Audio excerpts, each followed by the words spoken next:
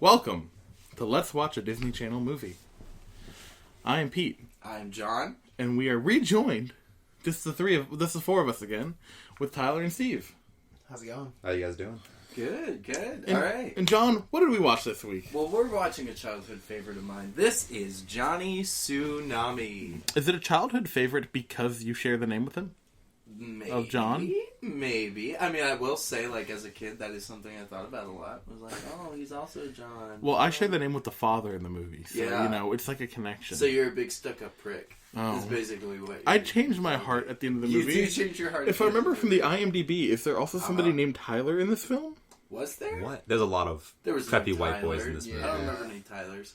Anyways, but Johnny Tsunami, 1999. There was not. I was just assuming because of all the white people names. This movie thinking of was bread? made in 1999. I was 7 years old at the time. I was 4, and so was Steve. I was 3. Aw, little babies. But yeah, this was one that I loved as a kid. This is one that I truly was always really into. I watched it a lot. I mentioned earlier, I think we taped a videotape of it and had it around. So That's right, authorities, arrest him. yeah, come arrest me. Illegal Come arrest movie me. copies. I'm a bootlegger. But yeah, no, so this was one that I really liked, and so we did pre-ratings. Let's talk about those real quick before we get into the meat of the movie. I went ahead and I gave this movie an 8, remembering how I enjoyed it as a kid, how I thought it was going to hold up. I gave it an 8. Tyler, what'd you give it? I gave it a 7 because I did not remember much of this movie. If I recall correctly, I gave it a 6. You were 6. Because I was being a little bit skeptical, and we'll talk about it at the See if end. that holds up, yeah? Steve? I gave it a 7.5. All right. Because I remembered really liking the surfing scenes as a kid, but that's all I could really remember. And, Yeah. and we'll get So to I it. was like, I don't know if that constitutes a good movie. Yeah. It'll cool, but I don't know if it's good. Yeah. And we'll get to it when we can. But Steve also had a very clear memory of a Of scene. one moment in particular, yeah. So yeah, that's where we stood at the beginning of the movie, and I think this was a good movie. I liked it. This is a good movie. This felt like it could have I don't know, a real movie, but I could have seen this in theaters for kids. Absolutely, Yeah, absolutely this good was theaters. very enjoyable. You're absolutely right. It still doesn't feel like a real movie. It still feels like a TV movie. It a lot of feels the times. more real than Halloween Town in Lemonade Mouth. Yeah, and I will say this for the movie, it does the same kind of formula, the same thing that we've already seen a couple of times now, and I'm sure we'll see the entire time we do this podcast, which is that these movies kind of exist as a showcase for one cool element, and then a bunch of padding with family drama in order to get it to an hour and 30-minute runtime. So, with this one, the big draw were extreme sports. So we get skiing, we get snowboarding, and we get surfing all in one movie. And it's actually pretty cool. And then they pad that out with family drama. But this time, and we'll get into detail, but I feel like this time, the family drama actually motivated the story. So it wasn't just there just to be there. And I appreciated that. And this movie also, I discussed it during the film itself, this movie weighs heavily into classism. Oh, yeah. Yeah. And it's kind of a background plot point. Yeah. And then it's resolved in one line at the end of the movie. Yeah. But yeah, this movie is a lot about the rich private school kids versus the not even necessarily poor, just the public school kids. The urchins, as they call them. Skies and the New Hampshire urchins. town. All right, so let's start from the beginning of the movie. We'll do a quick rundown. Yeah, we'll do a little walkthrough. This is not going to take too long. We liked this movie. This is a enjoyable film. I mean, if this is something I would show my kids. I remember. If I had them. I remember looking into it. This was rated one of the best movies. Yeah, I saw number 2 best. Yeah, DCOM was, which makes me kind of nervous if this is the number 2. This is this boys. is We peaked at number 3. No, this is great, but if they're all downhill from here except for one of them, You're absolutely right. Do you know what the number one above no, I this is? kind of, I want to find know that surprise. yeah, Okay. We'll find it Color naturally. of Friendship or something. Yeah, it's But with knowing articles, it's going to be something artsy. Yeah. It's going to be Johnny Alright. Papahala back on board. back on board. Yeah. It's the sequel. Okay, I would you want to preface, when I was talking about this movie, just remember that everyone in this movie is always saying dude or brah or using great. fun lingo. Yeah. And I really like that. That made the movie feel better. Oh, definitely. It never came off as a parody either. It was No. actually felt pretty real. There's That personality. During a very early surfing scene, one of his friends is chastised for sending negative vibes. Oh, that was funny. The ultimate vibe check. And I feel like we should talk about the beginning of the movie. So the movie starts in Hawaii, where Johnny and Jakey and his friends Jake and I don't know his name. And they never named them. Kid who sounded like a Muppet. I don't have anything else. They say the name Jakey every time that kid is on screen. But they don't say the other kid's name. No, they don't. And they are all observing Johnny Tsunami. Yeah, so Johnny Kapahala. He is an amateur surfer because he's like 12. But he's great. And they even talk about, there's like this little newsreel at the beginning of the movie talking about how he's the best amateur surfer ever because his grandfather was this surfing legend, Johnny Tsunami. And Grandpa Johnny, a surfing legend who also saved 3 people from a plane that crashed off the coast of Hawaii. Yeah, the guy's amazing. He's a superhero. Which, when they introduced that, I could have swore that was going to be some like incredible plot point at some point. Just the way they like talked about it. It didn't. No. Never brought it up again. But I kind of like that though because I think it's just it's one of those things. It's like it could be those stories could be true or they could be false. But all we know is that this guy is sort of like a legend. Yeah. In this island on this island in Hawaii, and I think that's pretty cool. It's like setting it up so like stuff like that could just be a legend because they did say they just said that to get the newspapers headlines or whatever. Yeah, and I like that because I think that's another big theme of this movie is sort of like that like legacy and family, and it's like what kind of legacy do you want to leave behind, and like how do you want to provide for your family, because the whole thing is like the father and the grandfather have differing views of parenting, and I think that the movie actually hits that in a relatively nuanced and subtle and graceful way, in a way that a kid's movie, it didn't feel like it was being pandering towards kids, but the drama wasn't dark. It wasn't like particularly like, I mean, it was engaging. It just wasn't like, like gripping. But I think that the movie still succeeded. So we start at the beginning of the movie. We meet these characters in Hawaii. Then we find out that Johnny's dad, he's a programmer. Yeah, right? he codes. Yeah, net coding, I believe, is what they said. Yeah, it's an actual term, but so then he gets a job in New England. They don't say what state though, do they? No, it's Vermont. It is Vermont. Okay. Yeah, okay. Briefly before this, we also it's not awful, but it's kind of ham-fisted. We get the very quick how their family works. Yeah, Johnny Tsunami, the granddad, is super supportive of Johnny, but he's also kind of just a laid-back, easygoing, like doesn't do much kind of guy. Vibes. The mom is very supportive of Johnny, and the dad is very dedicated to his work. Yeah. So that's how Johnny sees his family. He sees his connection with his granddad, who just kind of lasers through his life. And by the way, granddad and mom have a special connection.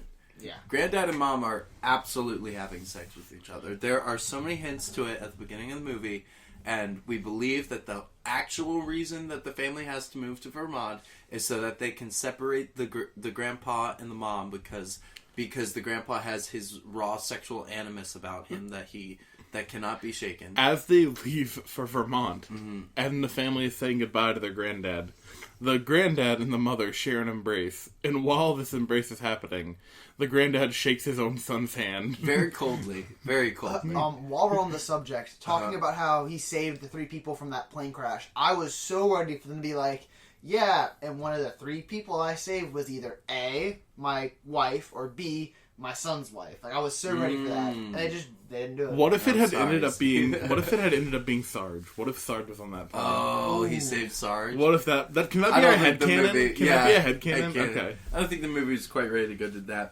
those depths. But anyways, the we go to Kapahala Vermont. family moves to Vermont.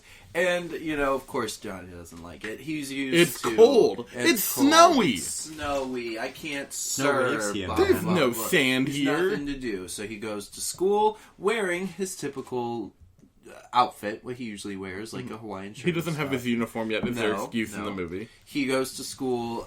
People think he's weird and outcast because he's from Hawaii. And we quickly get introduced to the only 3 students there that matter. Yep.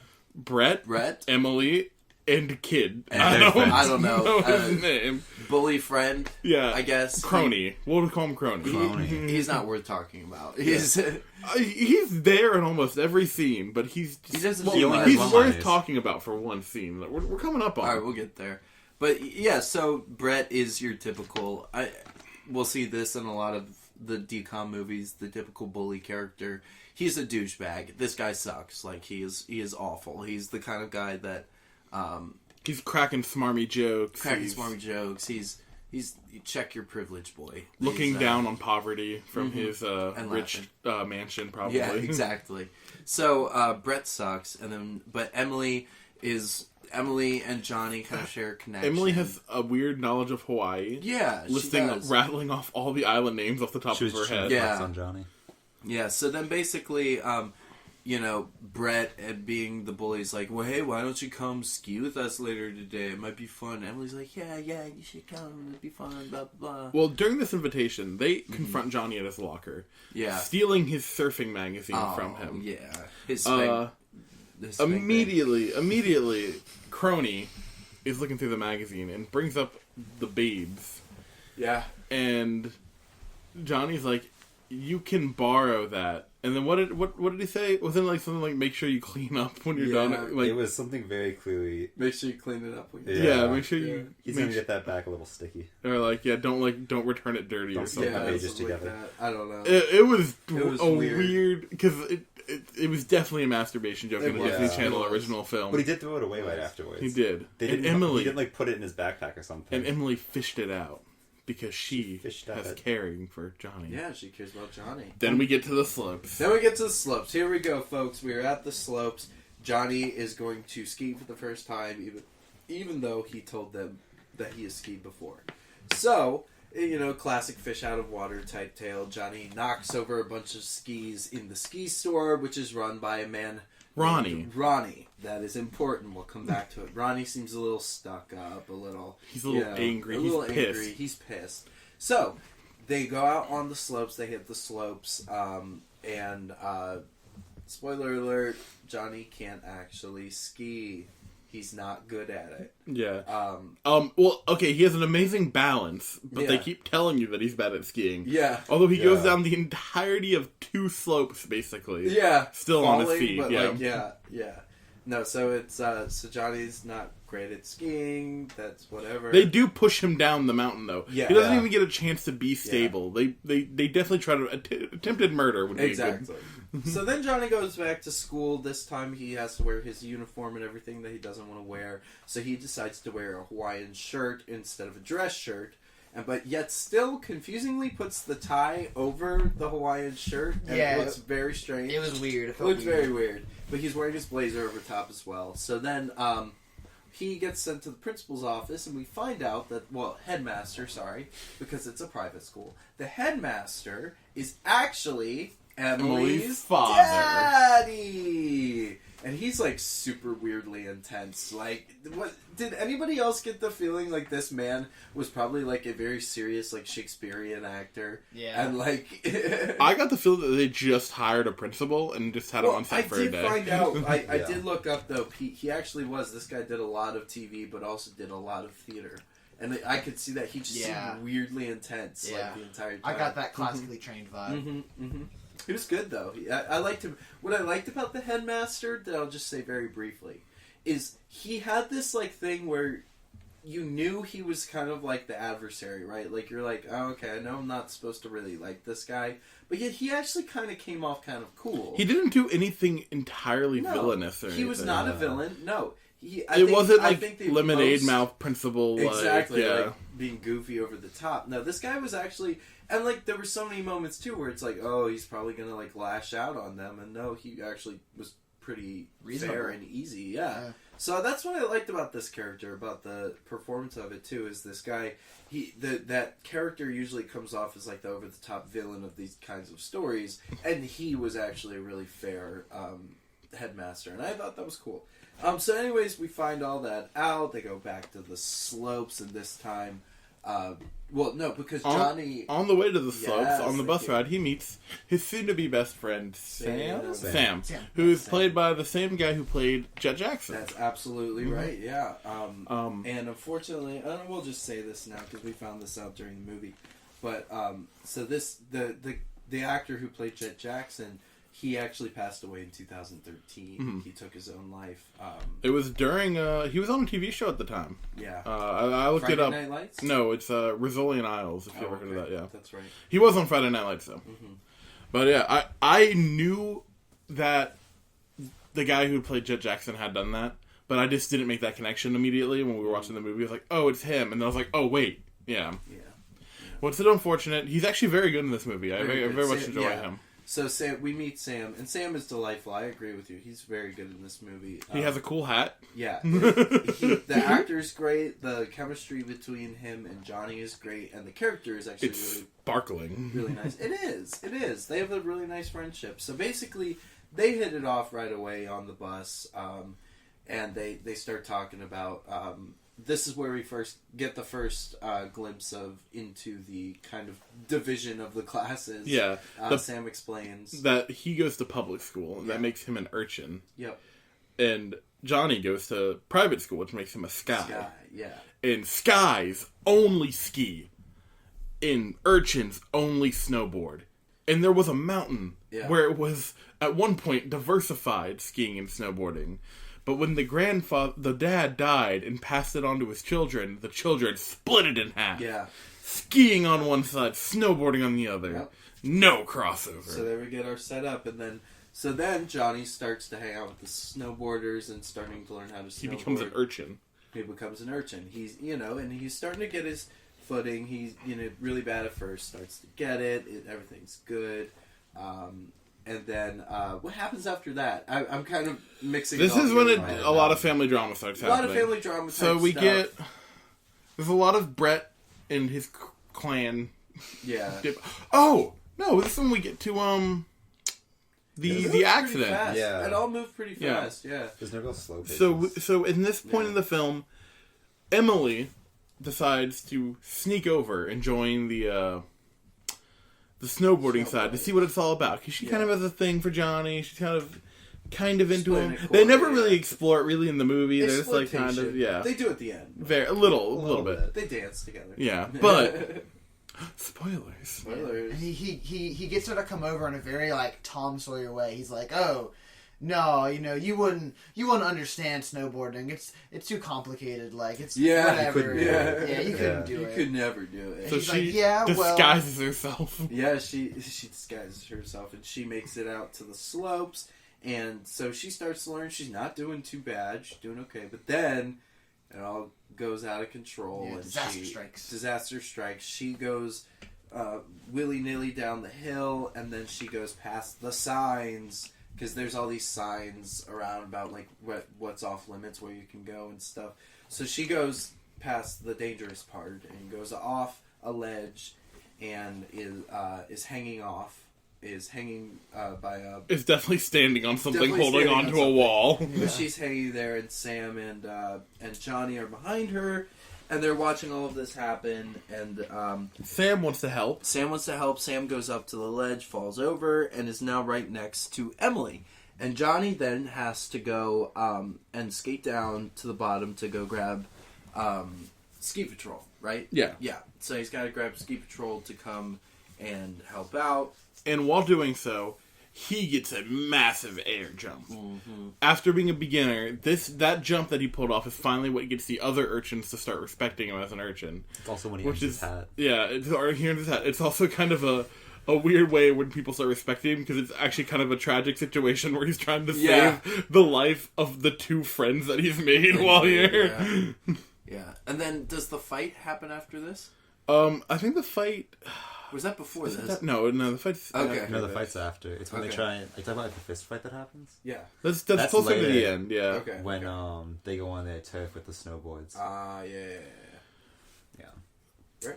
They go on there. Yeah, a lot of this kind of... There's little parts because they're like components. They kind of like... There's stuff that can happen out of order that doesn't change the flow of the movie. Exactly. But yeah, we'll just speed through that. Like, there's an accident, people start respecting him. The Skies start rejecting him. I mean, they were already rejecting him, but they're rejecting him harder. Even harder, yeah. Because they're like, how could you? They basically think that he like tricked Emily into Emily doing. And Emily basically gets banned from hanging out with him by her dad because of the danger that she was put in. But Johnny also goes to the headmaster and like admits like, hey, it was all my fault. I'm the one who put her in danger. Like, if anyone's to be blamed, it's me. Yeah. But we meet make a difference. But then we meet Sam's father, Sarge. Yeah, Sarge. And we learn that they've moved around a lot, and Sam just finally wants to stay put someplace. They seem to have a very good father-son relationship. Mm-hmm. Other than the fact that Sam hates moving around all the time. Yeah. Sarge is cool. It seems like the relationship that Johnny wants, though. Yeah. We see a lot of that. We see a lot of Johnny watching Sam and his dad interact. Yeah, exactly. It's never explicitly stated, but it's very much observed. Yeah. Well, no, so this is when all the grounding happens, right? Yeah. So the fight happens after the grounding. After the grounding? The grounding really didn't affect their ability to leave the house. Or did the fight happen? The grounding happened because of the fight? Happens after. They imply he's grounded, but nothing. The fight happens right before Hawaii happens again. Okay, alright, so let's get to it then. There's a fight. There's a fist fight. There was some sick new powder on the ski side, and they wanted to snowboard. Before we get before we get to that, the family tensions have been rising. The divide between Johnny and his dad is growing bigger because of their disagreements over everything, basically, and his dad's commitment to work. So it's boiling up to an action. Johnny decides to go rip the new powder on the ski side with the urchin friends. Yeah, so they get caught by the skiers, and they get in a little tussle. And Johnny takes a mean right hook to the nose. Mm-hmm. Johnny takes a mean right hook to the nose. Ski patrol man speeds up on his speeder, like, is everything all right over here? Yeah. So then Johnny is in the principal's office, headmaster's office, and has to explain what happened. Johnny takes complete blame for the whole thing, even though he is not completely to blame. He took the complete blame for the whole thing, which is, good guy. He's a real upstanding young kid, but because of this, his parents are pissed, especially his dad. And they end up grounding him. They ground him, hardcore grounding. But as they pull up home, a friend is waiting. Yep. I don't know why I said it like that. Sam is waiting outside. Sam is waiting, and Sam has some sad news. He informs him that his dad has been relocated to Iceland. And he will have to be, which is apparently very beautiful. So, Sam kind of got lucky on that one. Yeah. It's not the worst place to go. Yeah. I mean, I prefer Iceland over Vermont. I think I'd prefer Iceland over Vermont. Yeah. I mean, I get the idea that he wants to stay in one place, but yeah. Yeah. And he's leaving in a week. Yeah. Between the grounding that Johnny is going through and this upset that Sam has to move again, they decide to run away to Hawaii together. They get on a... What do they say? They sneak onto a military transport. How do you do that? Well, his dad was in the military. I know, but how do you... I don't know. How did two kids do that? Know. This was pre-9/11, guys. They yada it. So Johnny types up his goodbye note on his laptop. It looks like he's leaving a suicide note. Yeah, it's like double spaced on WordPad. And then, basically, he's like, sorry, Mom, Dad, Sam and I are going to Hawaii. It doesn't even say they're going to Hawaii. It's, we're leaving. It just says, don't look for me. Oh, really? Yeah. Oh, okay. Don't look for me. So, they end up in Hawaii. Yeah, we're all like... Because we're even wondering out loud. It's like... They say it in the movie, too. It's like... Where can two kids go without, like, money? Yeah. And then the next shot we see they're on Hawaii, and we're like, what is happening? Yeah. And so they've tracked down Johnny Tsunami grandpa, and they're just chilling with him, surfing. Sam learns how to surf. They meet up with Jakey. Grandpa informs the parents that they are with them, but he wants them to want to return on their own. Grandpa's pulling this Jedi mind trick, basically.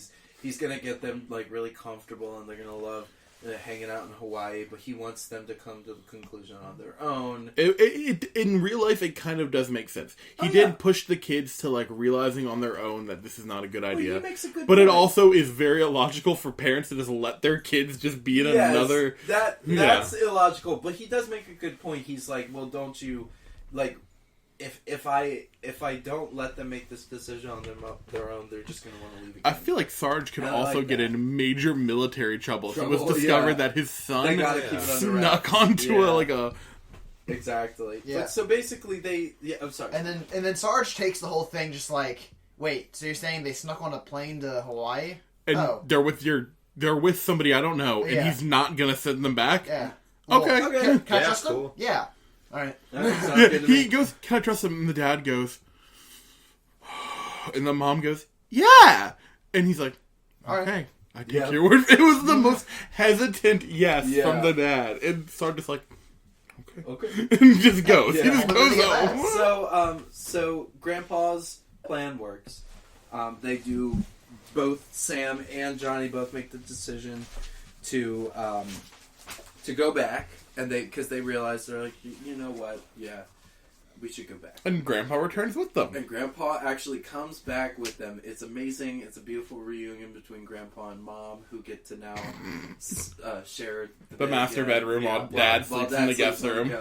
But now Dad is starting to show a change of heart. Now that Grandpa's back, Dad is actually starting to warm up and realize, you know what, maybe my father is actually right about some things, and I do need to loosen up and be maybe a little kinder to my child and really support his interests, because, you know, that's the things. I need to support his interests more than anything else. Even if I don't maybe want him to do it as a career, I need to be quiet about that kind of thing. So the dad has a major change of heart, and it's great. But basically now, so they're back in Vermont. Sam's getting ready to leave for Iceland.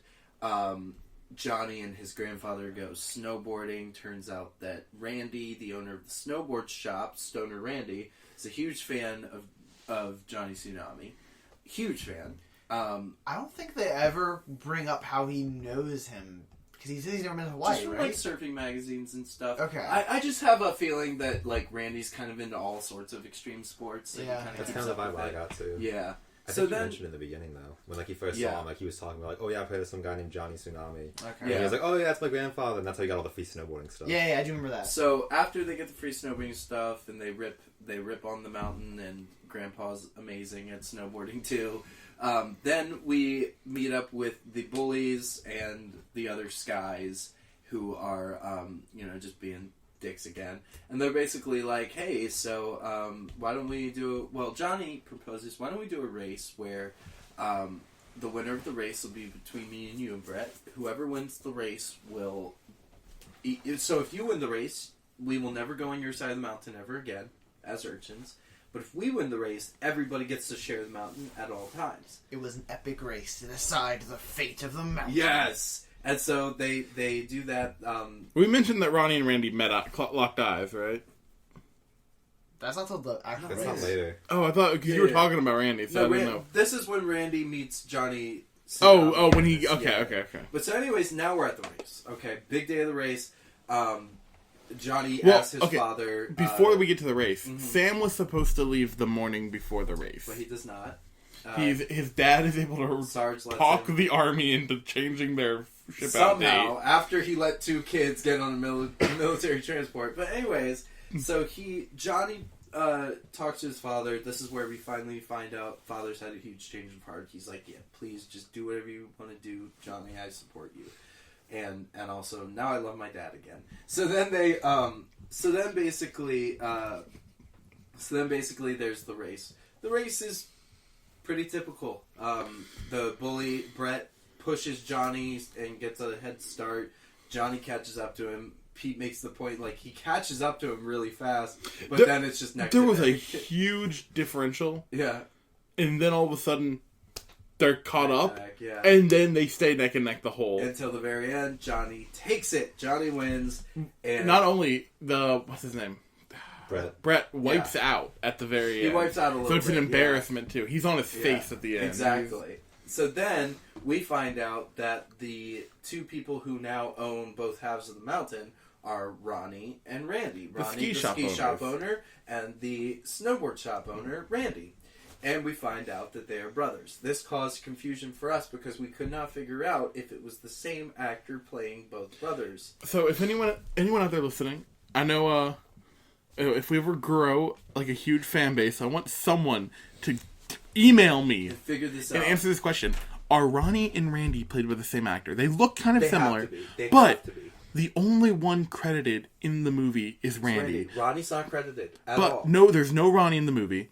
And nowhere on IMDb, Wikipedia, even the Johnny Tsunami Wikia, Doesn't have it. Only has Randy, and So it's not please. Randy/Ronnie. No. It's just Randy. Please, listeners, somebody out there, figure this out. For Please us. We need go to know. deep. Call Go up deep. Disney Channel. Call up Randy. This guy, call Randy. Kevin Van Wormer, Yeah. or something, whatever his name was. I don't feel like Call we're getting Brandon Baker. Is that his name? The kid, Johnny. Oh, Johnny Brandon Yeah. Baker. Yeah. So then they decide. Oh, and because of all of this, because of what you have demonstrated here today, Johnny, They end classism in America. we end classism in America. they solved it. So they found come Randy. together. They join forces. I found Randy and on now, IMDb. So Randy exists, but Randy's Ronnie. real. We know Oh, Randy's Randy. real. Oh, who's the one you can't find? Ronnie. Ronnie. He doesn't. He's not on there. No one's What is credited as Randy's Ronnie. name? Steve Van Wormer. Steve Van Wormer. Yeah. Okay, so Steve Van Wormer, if you're listening, please And we get know back you to are, us, Steve. buddy. We know who you are. I know this. I know this will reach you. And if it's worth anything, I think you give a delightful performance as Randy. I don't think you do good We- work as Ronnie. I said We it. Whatever. definitely didn't make fun of your goatee. We did. The soul patch was respectful. No, it wasn't. Don't fucking lie to him, Steve. It was bad. No. So, all right. So that's the movie. It wraps up nicely. It Johnny and Emily dance with the. Oh wait, Johnny no, wait, hold on, and hold Emily- on, hold on, hold on, That's hold the on. best Very end scene. So After they when get in Johnny the- wins God. the race, yeah. everyone's happy, and then his dad says, "What is it? So matter of fact. Yeah, we're having a big party after this at my house, and everyone's invited." Yes, and it's so. it's great just the a way bunch he of says it. strangers. It's just Yeah, a whole. it's a bunch Yeah. of strangers on a ski slope. They're not like it's a lot of people. This is also And like his first time it's showing up. Yeah, He doesn't know anybody. yeah. And It's the way best that part, he- the yeah. best part, if you think about it, is they go back to the house, right? It's like a fully themed party, like Hawaiian. Oh yeah. They just had that lying around, They like just had it Hawaiian lying themed around. party stuff. Which is, I think Grandpa Grandpa brought brings it with him Grandpa everywhere. brings it everywhere. Yeah. But yeah, it's a delightful party, and it's the end of the movie, and I think this movie holds the fuck up and is very good. yeah. Especially for a Disney Channel movie. I think this movie hits it's just, to me, it is a perfect summation of what these made-for-TV movies are trying to do. It's supposed to be a good alternative to going to the movie theater. It's supposed to be like, listen, we understand not everybody has money to go out to the movies, and you want quality entertainment for your kids. And you know what? This is quality entertainment for kids. Yeah. The action scenes, the snowboarding and the surfing scenes are really well photographed. Like, they're just beautiful to look at. They're thrilling. They got really good stunt workers on this film, obviously, because everything is done really well. And so the action scenes are great. The drama is handled really well. It's never over the top. It never feels ham-fisted. Nothing like that. The acting is great across the board. I mean, I think Brandon Baker does a great job as Johnny, Capahala. The granddad comes off a little Tommy Wiseau sometimes, Yeah, but he's great. He's good. Granddad's good. great. Actually played by the actor who played Shang Tsung in the first Mortal Kombat movie. And he's actually done a lot of stuff. He's a good actor. And he was great in this. The IMDb trivia, while also noting that the dad and the granddad are of Asian descent, which is like a very obvious piece of trivia, it does note that both of them are normally cast in villainous roles. Yes. Which is weird because the dad has very sad eyes. He has very does. sad eyes. But and also weird to me because the grandpa comes across as such like a awesome, lovable guy. Yeah. He is like, I think that's one thing about this movie that I think this movie nails really well is the relationships between the characters. So like Johnny and Sam have a great friendship. It's an awesome friendship that's really enjoyable to watch. Johnny and Emily actually have good chemistry too. Like it's good because they're not pushing like the romance angle with those two. It's more just like watching them develop as friends, and I like that. Johnny and his father have good chemistry. Johnny and his grandpa have great chemistry. Grandpa and the father have really great chemistry. Yeah. It's like everybody works really well together in this film. So, I'm going to go ahead. That's my overall review of the film. I think it held up. And I'm really glad we watched this one today because this was one I loved as a kid. 8 out of 10.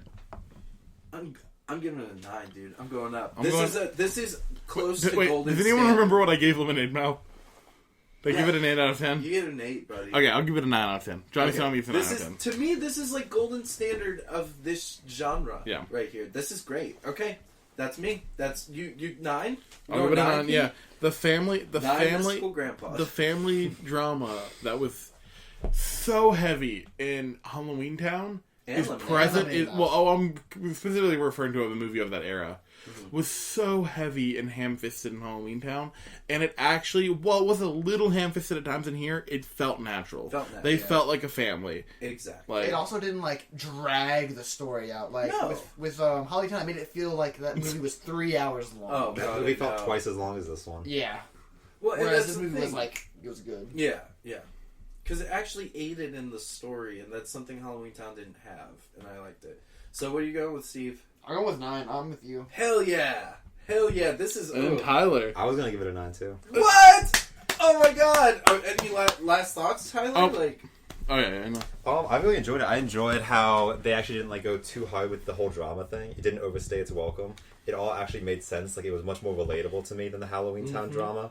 One of the things I really liked about this, which we're gonna see a lot in these Disney sports films, is it didn't have the parents being unsupportive of the sports. No. It was like it wasn't like my parents wants me to play basketball, but I want to sing or stuff like that. It was they encouraged his surfing, they encouraged his snowboarding. It was the just life direction and stuff that it was the problem. Exactly. And they never came off unreasonable, which is what I think is great. Is the dad yes, I think we can all agree the dad maybe could have done stuff different in his parenting style, but at the same time, he's a good dad. I never thought they were bad parents. No, they just didn't. He didn't understand Johnny. Exactly, and Johnny didn't understand him too, which made it better. And I like that. I like that the grandpa is also the character. To just be like, listen, I'm not telling you how to do things. I would never do that. I'm just telling you maybe you should just lighten up a little bit. You are saying the right stuff. The dad is telling you. Now me and your wife are going to go out better, but you figure this out. But no, and I appreciated that. And I like that, the father resents his own father for being a bum, basically. Being a bum. But then he starts to realize, oh, okay, well, my father really wasn't a bad father. He loved me. He loved me. Yeah, because he's I didn't force you to do what I wanted to do, because I knew you wanted to do what you wanted to do. And he's like, you should do that with Johnny. Let him do what he wants, don't force him to do anything. It was all really good advice. It honestly, and what I liked about this movie, too, is there's only one villain, and that's Brett. Because even the headmaster doesn't come across as a villain. Yeah, because he even says, hey, for getting into that fight, I can expel you, but I'm not. I'm not going to do it. Yeah. And he never even comes across as, threatening. He's not listen, you little punk. He's very understanding. He's listen, kid, this is how it has to go. He's I'm sorry, I know it's not great, but blah, blah, blah. And it's awesome. And I feel like the movie is all the better for that, because it handles these things in a very relatable way, and it doesn't come off as like a soap opera or anything like that, like a lot of these movies can. Especially the Lemonade Mouth, when you got the principal on the Segway, doing the helmet, being a dictator. Yeah. This is much more relatable. Much more relatable. Yeah, I prefer that. And the bullies were your typical bully, but they get I think they get proper comeuppance, and it's not they're not it's not like one of those things in some of these movies where they get bested by this crazy prank and they get thrown into a pool of mud and blah blah blah blah blah. No, it's just listen, guys, everybody's united now, so you kind of just have to jump in the bandwagon and be a part of actual unity here. Brett's on the wrong side of history on this one. Exactly. Yeah. Brett's on the wrong side of history. And to kind of wind this down, I do want to mention, because this movie did get a sequel. Yeah. Johnny Capahala 2 back on board. Which I remember hating. And you know why I remember hating it? Because what we loved about the first movie, right? The nice, subtle, low-key family drama. The really exciting action scenes. The good interactions between characters. Good performances. I don't remember any of that being true about the second one. I remember the second one just kind of being some extreme sports and really lame family drama. And we'll tear that case open when we get to that movie. All right. Do you have I wanted to bring up a couple quick things about that movie just to show the differences. Mm-hmm. That movie was, I think, almost 8-9 years later. Yeah. And it was just Johnny in this family. Like, the secondary characters are all gone. Yeah. And, I remember it not being the same charm. Yeah. So, I'm gonna spitball out here now. Okay. I'm gonna change up the wheel a bit. Alright.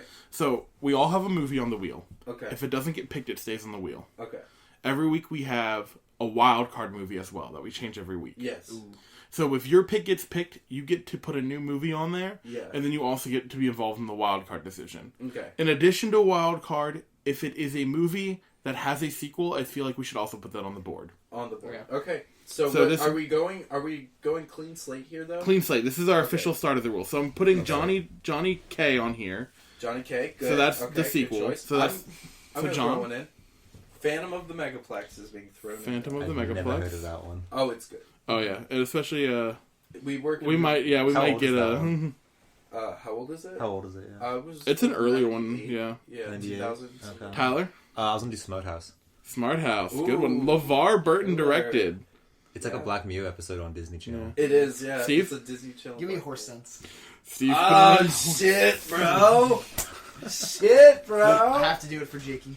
I'm gonna do it. I'm gonna be a mad lad. Chaos Factory. Again? High School Musical.